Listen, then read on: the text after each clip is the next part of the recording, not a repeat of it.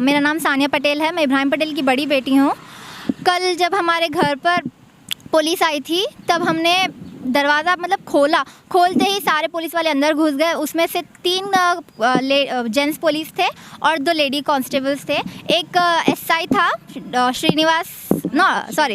Shekhar B Shekhar था और श्रीनिवास राव, फिर बाद में साई कुमार सिविल ड्रेस पर था जिसने पापा को धक्का मारा। पापा ने बोला वो लोग नोटिस देना चाह रहे थे लेकिन नोटिस के लिए नहीं आए थे, वो लोग अरेस्ट करने के लिए आए थे। ना उनके पास अरेस्ट वारंट था ना सर्च वारंट था। लेडीज़ कांस्टेबल को बुलाकर बोले कि सर्च करो, लेकिन सर्च करने के लिए ना सर्च वारंट था। हमको बोले कि सर्च करते लेकिन आप लोग घर के बाहर जाओ। हम क्यों जाए जब सर्च वारंट ना हो। मैंने बोला कि आपको सर्च वारंट करना है, हम आपके यहाँ ही खड़े रहते, आप देख के आइए। बोले तो नहीं, आप घर के बाहर जाओ, हम दरवाज़ा लॉक करके करते। तो ये कौन सा लॉ, मतलब ये समझ ही नहीं आया मुझे, ये लॉ है या फिर सर्च वारंट। तो हमारे मुंह पे बोल रहे हैं कि ना सर्च वारंट है ना अरेस्ट वारंट है, लेकिन हम करते। फिर बाद में जब वो लोग पापा के साथ हाथापाई शुरू करे तो पापा क्या करे, रुक जाओ मैं मेरे वकील से बात करूँगा। तो पापा क्या करे, बात करने के लिए बालकनी चले गए। बालकनी जाते कि साई कुमार उसने फ़ोन खींचा, मैंने उसके पास से फ़ोन खींचा, जब तक पापा को उसने धक्का दे दिया। हम लोग समझ नहीं पाए, पापा वहाँ पर जाकर गिर गए, बेहोश हो गए। फिर ये लोग भागकर जाकर बाजू की बिल्डिंग से पापा को अरेस्ट करके पुलिस स्टेशन लेकर चले गए। जब पुलिस स्टेशन लेकर गए तो वहाँ का एक कांस्टेबल बोलता है कि आपके पापा यहाँ नहीं है, आप घर को चले जाओ। ये क्या बात हुई, घर को चले जाओ, हमारे सामने लेकर जा रहे अपने गाड़ी में। उसके बाद में हमारे सामने वो लोग खड़े होकर बोल रहे कि हम आपके पापा हमारे साथ नहीं आए, वहीं छोड़ दिया आपके पापा को, आपके पापा हमारे साथ नहीं है। ये क्या बात हुई।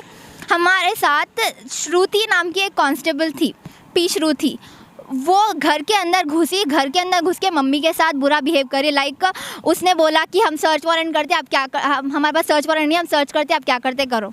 ये क्या बात हुई, जब सर्च वारंट नहीं है। तो मैं ये भी बोली कि आप ये लॉ नहीं है तो आप मुझे ये लॉ मत सिखाओ। तो मैंने बोला कि मैंने भी थोड़ा बहुत लॉ पढ़ा हुआ है, मैं भी एक लॉ स्टूडेंट हूँ, आप मुझे लॉ मतलब जितना भी मुझे आता है मैं उतना आपको बताऊँगी, क्योंकि आप भी फॉलो करिए। तो बोलते हैं कि नहीं, हमारा लॉ हम हमारे तरीके से करेंगे, तुम थोड़ा पढ़ के हमें मत झाड़ो। मैं बोली कि आपका लॉ और मेरा लॉ सेम है, आप हमारे जैसा ही फॉलो करिए। तो उसने मेरी बात सुनी नहीं, वहाँ से वो लोग चले गए। हम लोग पापा के लिए जब पुलिस स्टेशन गए, वहाँ पर पुलिस स्टेशन जाने के बाद वहाँ पर पापा को बोल रहे थे कि सिग्नेचर करो। जब नोट शीट देना ही था उनको केस का, तो वो लोग इतना क्यों बोल रहे थे कि राउडी शीटर ओपन कर दे तुम अगर सिग्नेचर नहीं करते। उसमें ये लिखा हुआ था कि आप कुछ भी हो जाए हमारे ऊपर अगेंस्ट एक्शन नहीं लेंगे। वो पेपर्स में लिखा हुआ था क्लियरली, पुलिस वालों के ऊपर, हमारे ऊपर क्लियरली एक्शन नहीं लेंगे, आप प्रॉमिस मी बोलकर लिखा हुआ था। तो मेरे पापा को बोला कि पापा आप सिग्नेचर मत करो। तो वहाँ से अंदर से सीआई उठकर आकर बोलता है कि अगर तुमने 5 मिनट में सिग्नेचर नहीं किया तो मैं तुम्हारे पर राउडी शीटर ओपन कर देता हूँ, और उसके बाद देखो मैं तुम्हारे साथ क्या करता हूँ। उसके बाद में ये भी बोलता है कि मैं लॉ हूँ, कोई वकील तुम्हारा आकर मेरे सामने काम नहीं करेगा, ये मेरा पुलिस स्टेशन है, वकील पुलिस स्टेशन में काम नहीं करता, वकील सीधा कोर्ट में काम करेगा और कोर्ट में आकर बात करेगा। तो ये क्या बात हुई। पापा को मैं ये चाह रही हूँ कि पापा को जस्टिस मिले, उसको सस्पेंड हो वो। अभी आपके पापा की क्या हालत है हॉस्पिटल में, गांधी हॉस्पिटल में, बोलिए ना।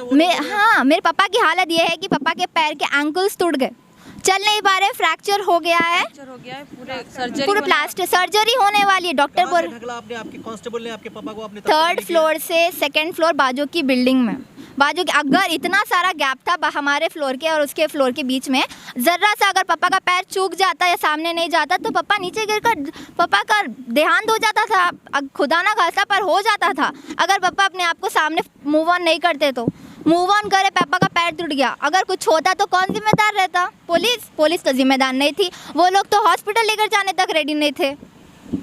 सीधा हॉस्पिटल मैंने तो बहुत रिक्वेस्ट की सर पापा को